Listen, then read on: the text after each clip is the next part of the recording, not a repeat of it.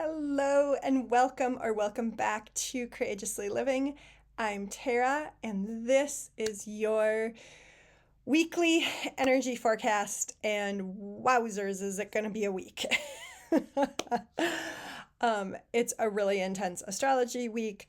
We've had a bunch of solar flares that can also intensify things.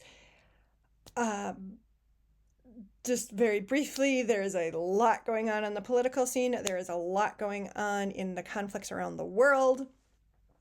So all of this energy is just bubbling, you guys. Like, it really, really is intense, and this week is not going to let up.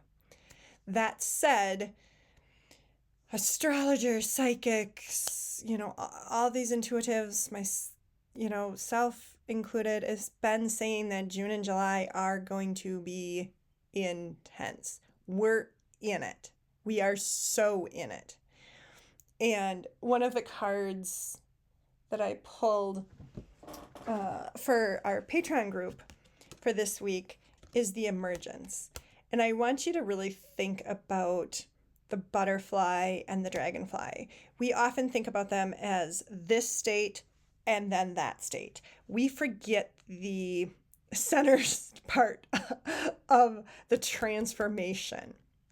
And that's the hard part. That is the part where the caterpillar dissolves and the butterfly emerges. And Pam Gregory just did a great video on that. It actually, the cells of the caterpillar start to kind of produce butterfly cells, and the caterpillar cells attack it to try to get rid of it, and that actually fuels it to go faster, which is then why it can overtake the caterpillar cells. And now I'm not sure about the dragonfly, but the dragonfly starts in water, starts in a pond, kind of crawls up, a reed, and all of a sudden kind of splits open to have their wings emerge. That's not an easy process. We are so in this process right now. We are in the in-between. We don't have the cool things happening yet. We're starting to see maybe little snippets, but we are definitely in the, hey, the old is falling apart in multiple ways. That could be relationships for you. Relationships that you thought were really solid aren't. That could be, marriages, divorces, all that kind of stuff is starting to kind of bubble up. You may not have made decisions yet, but it's there. It's thinking about things. Friend group saying, do I want this person in my life anymore? Do I want to stay at this job anymore? And again, you're not making necessarily decisions because all this stuff is in chaos, in flux, but you're starting to figure out where you want to go forward. And then, this is showing up in the community level, it is showing up in the US level, certainly, and it is definitely showing up at the world level. So with all of that, we start the week with a Scorpio moon, which is already, Scorpio moons are intense. I often say, count to 10. I don't know if counting to 10 is going to be sufficient for the ninth, because we've got the Scorpio moon to start off with. Then we have Jupiter moving into Cancer from Gemini, communication. So anything at the last degree of a sign wants to go out big. And then you have Jupiter wanting to go out huge and starting into Cancer huge. Cancer is all about family, home, emotions. So we've got that going. Then we have Saturn and Neptune squaring Mercury, which Saturn is boundaries, structures, old ways of doing things. Neptune is like, hey, there's no boundaries. I'm gonna just totally be dreamy. So those two already don't necessarily get along. They're kind of like, here's one and here's the other.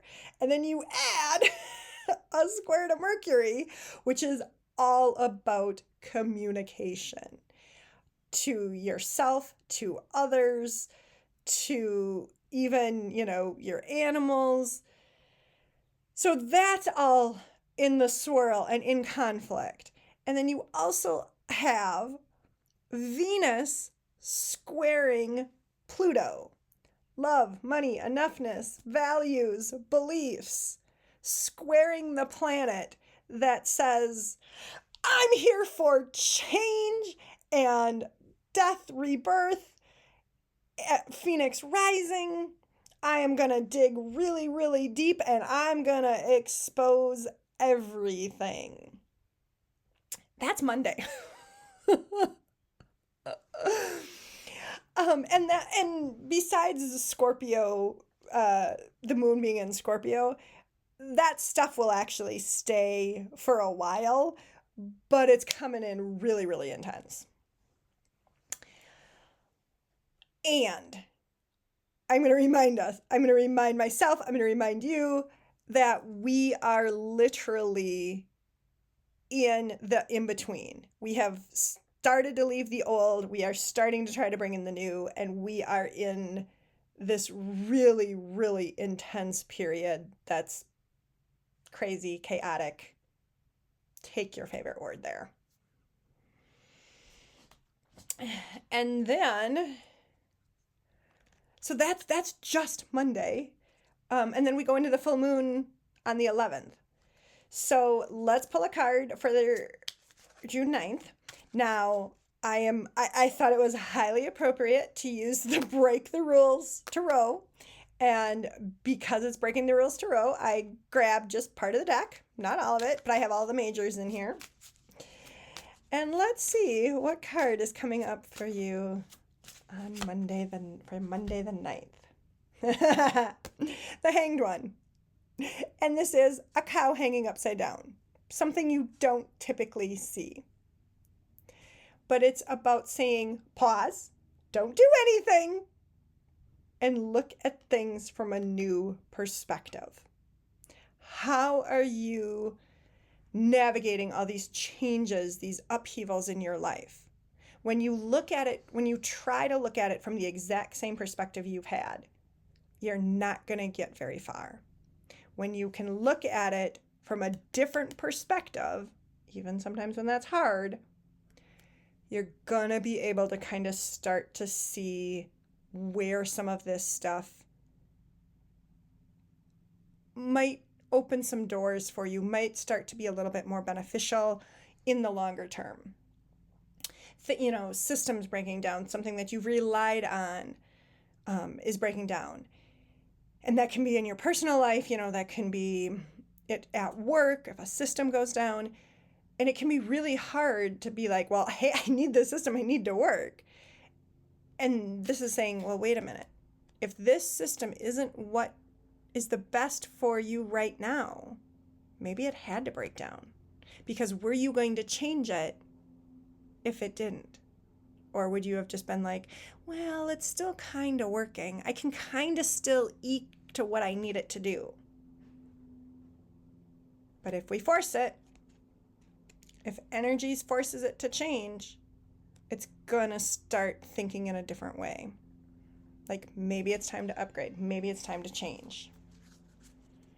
And that can be from anything in your life.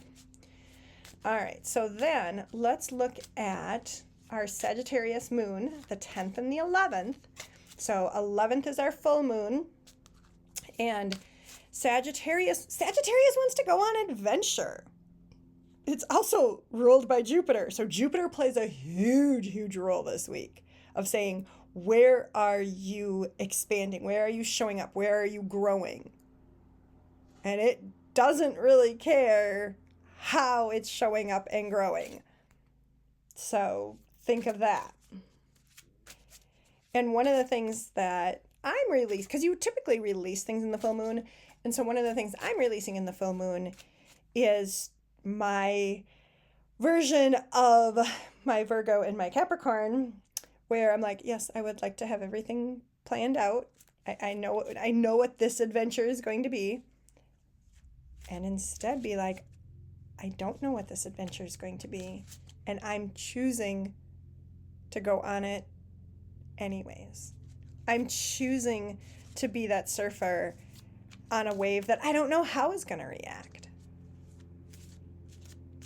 And that's a hard one for me. What is hard for you guys? So what are you releasing to allow that adventure in, that expansion in? Because we can create it. The magician. We get to choose what we're releasing and what we're asking to come in. So think about that. Especially, well, and there's even fireworks on the computer screen. What are you expanding? But typically you have to have things let go of so you can expand. And then we look at the 12th and the 13th for Capricorn moon. Now again, Capricorn likes things orderly. Ha! And it's the Fool. The Fool does not like things orderly at all. He's like, score! I'm starting out on the adventure. Let's go. I don't have a clue where I'm going. I don't even have a map.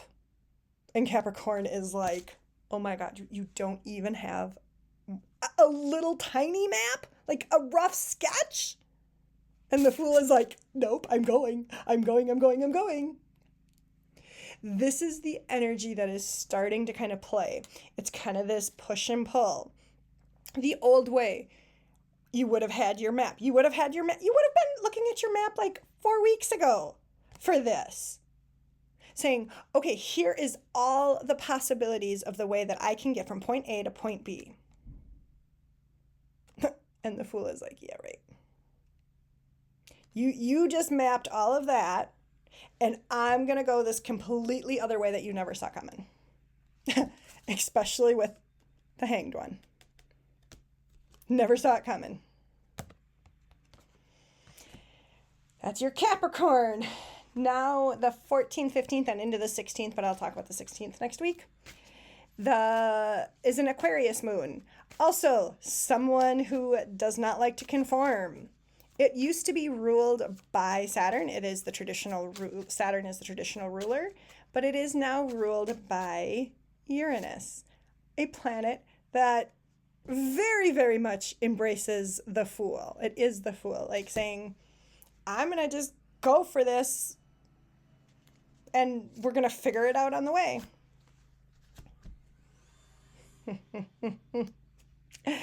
And the Death card. Now, if you've watched me for a while, if you've seen my video on the 3 bad cards of the tarot, you will know that I actually really like the Death card. It talks about transformation, change, death, rebirth, hope. That's where our energy is kind of going to go toward the end of the week. We're going to start to see some of that old way falling away so we can have those glimmers of hope coming through. But sometimes this process is hard.